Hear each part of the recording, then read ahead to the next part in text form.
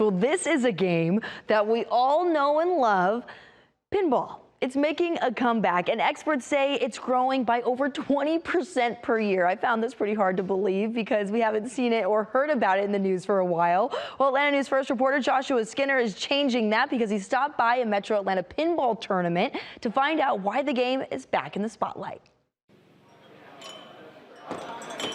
It's another night of sounds at Schoolhouse Brewing in Marietta. Sounds that lead bartender Karina Gonzalez knows well. This is legit the coolest job I've ever had. The brewery has 17 beers on tap and more games than she can recall. We have air hockey, board games, card games. What's it called? That table right there. It's ping pong. That's ping pong? That's ping pong. But lately, those sounds have been drowned out by something else entirely.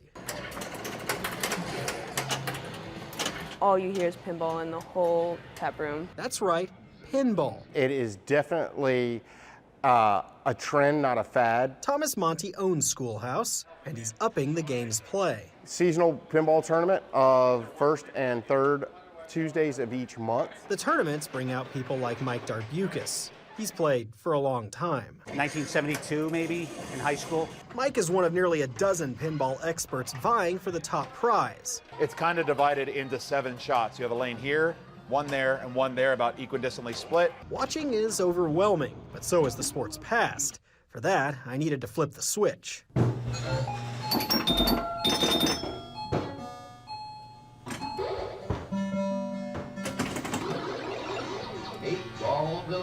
Few people in Georgia know pinball like Brian Broyles, owner of Portal Pinball in Ackworth. He describes a very different game than the pinball we know when it first shot onto the scene in the 1930s. They didn't have flippers. The game began catching on with American youth post-World War II. And like anything involving youth, it was considered morally reprehensible and banned. It was banned in New York till the 70s.